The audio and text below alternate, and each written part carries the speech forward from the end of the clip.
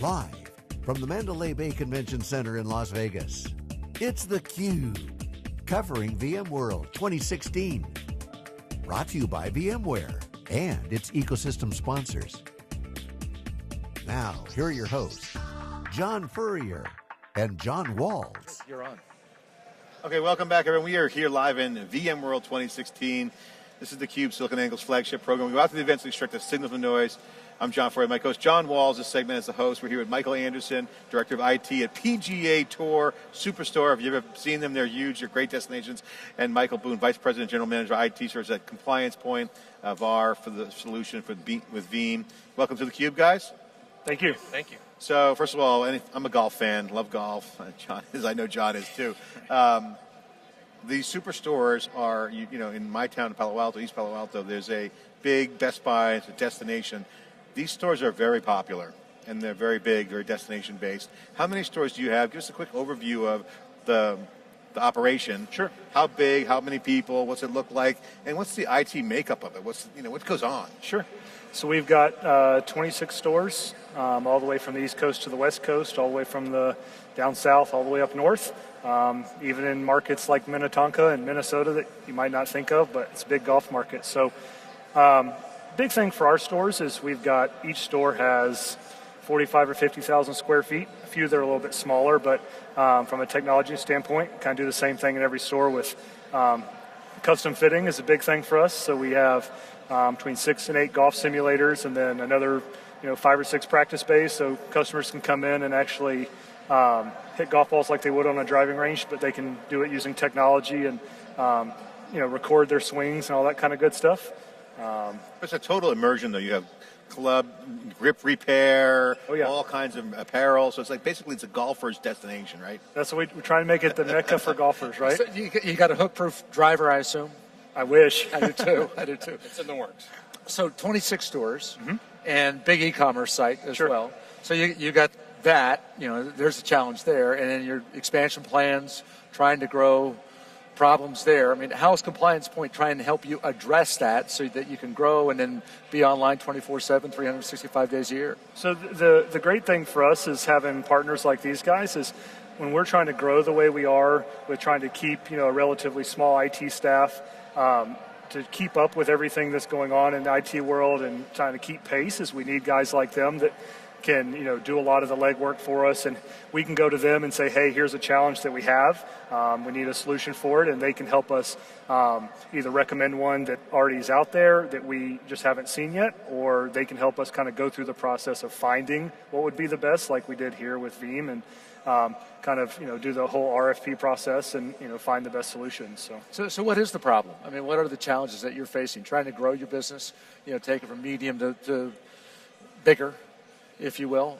Is it about protecting identity verification, or data protection, or financial transactions, or what is it? It's all of those things. I mean, as you've seen in the news with some other retailers who have lost millions and millions of dollars with having credit card numbers stolen. So we've got compliance things we have to deal with there. We've got we've always want to make sure we can help our customers and take payment at the point of sale system. We can fit our customers. We can we do a special order process. We've got to be able to transmit all those orders out to our vendors so the clubs can get ordered. We've got inventory that we've got to keep up with all the time. So as we grow, and then on top of that, you still have the e-commerce site that's international. So it's got to be a 24/7 thing. It's got to be up all the time. We've got our customers at the office. We've got finance and operations and merchandising. All of them expect close to 24/7 uptime of all the systems so that they can access it any time that they need it. So it's everything you can think of. You got your hands full with the business. You got to have a great store, and then the consumer expectations are much higher now. I mean, you mentioned the stores are well equipped with that kind of consumer focus. But now, if you look at things like the Levi's Stadium app in San Francisco, the fan experience, the consumer experience, goes beyond the store. So you guys got to start thinking about that. Any thoughts there? Well, that's, we actually, a few of the things we've seen here at, VMworld we've been looking at were things that kind of go to that. the whole customer experience thing for us is a big thing. Being able to you go into our store, you take a golf lesson, being able to go pull that lesson up on your phone, right? Being able to go pull all your fitting specs up on your phone. Hey, you come in one spring and you don't remember how you re-gripped your clubs last spring. Being able to go pull that data up and say, hey, I did it last year. I had success that way. I need to redo it. Here's exactly what I want to be able to do. So all of those things are very important for our future. Personalization. Exactly. That kind of thing. Mm-hmm.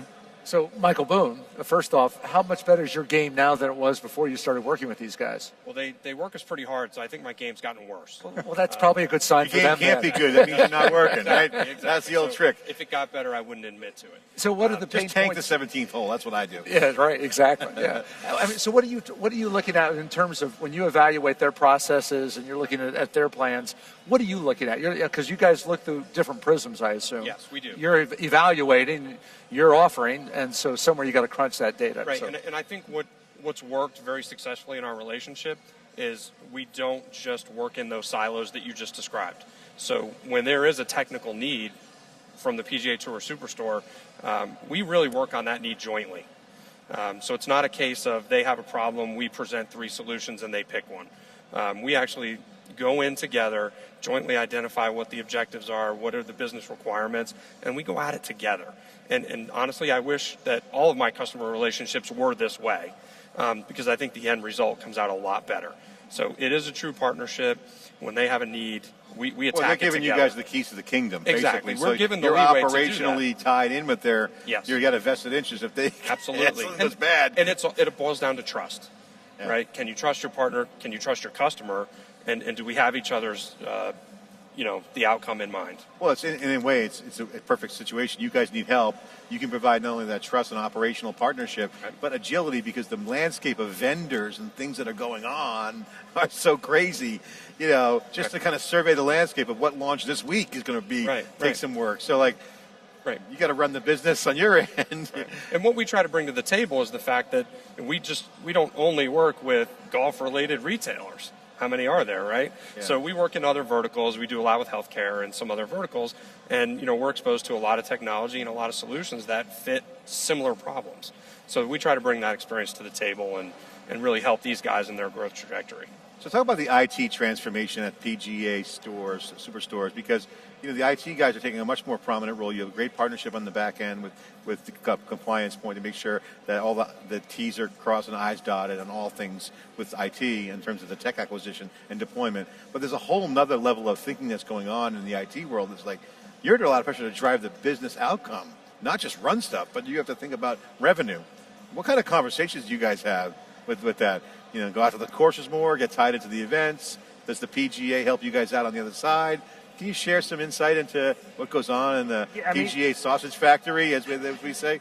Yeah, for us, it's most everything's driven by what our customers are demanding. And as I like to say, is our customers are twofold. There's the paying customers in the store. There's the customers, in the office, right? There's the store associates in our stores. But we listen to what they say, and with the big drive now with personalizations being the big thing, is that's what we want. So now it's not just how do we maintain the systems that we have, it's how do we have the infrastructure in place that lets us, from a bandwidth standpoint, from a just a servers and storage and all of those things, how do we have all those things in place to meet the growing demands, but also meet the demands that we maybe don't even know about yet, right? Because we have to put things in now. I can't go and rip everything out and put new stuff in every year. So it has to be, how do I build now for what I may need 4 or 5 years down the road? As they say. Right. Well, what kind of storage you guys have? Give us a little lay of the land. Take a little peek inside the IT environment. You have storage. Sure. What kind of storage you guys have? So we have, this year we put in the HP 3-par SAN,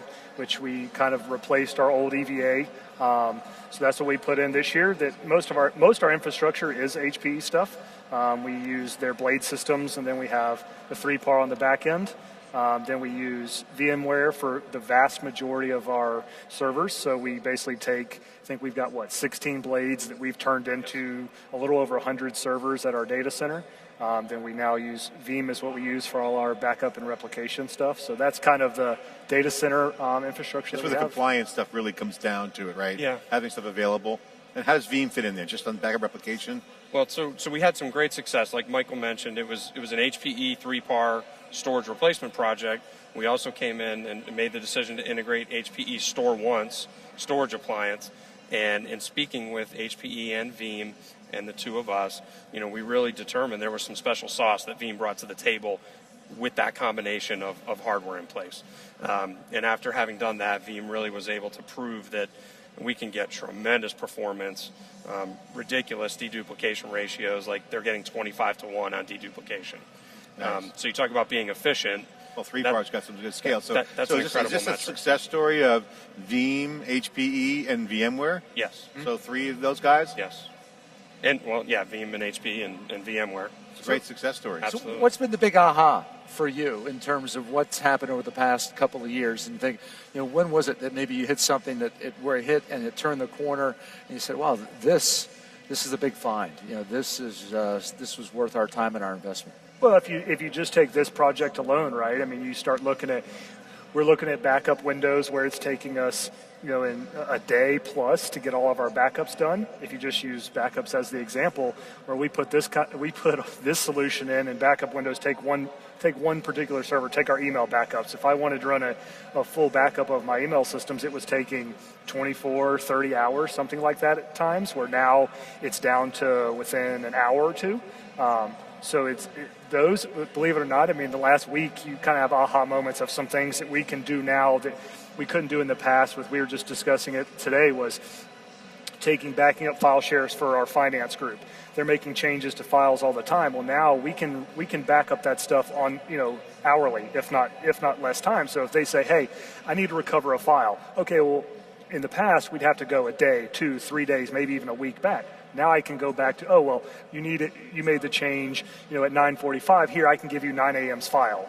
And they're losing so little work. So it's those kind of things are really big wins for us. So what is it for me if I come online and I'm going to buy, a couple of dozen golf balls and maybe a new driver, whatever I'm going to buy. How is this affecting my experience? Sure. And making it better for me in the shopping area and the transaction area? And what if I don't buy and I come back? And how much better off am I at the end of the day than I would have been before? So our website alone has seen a lot of improvement. The majority of it is because of the new 3PAR SAN.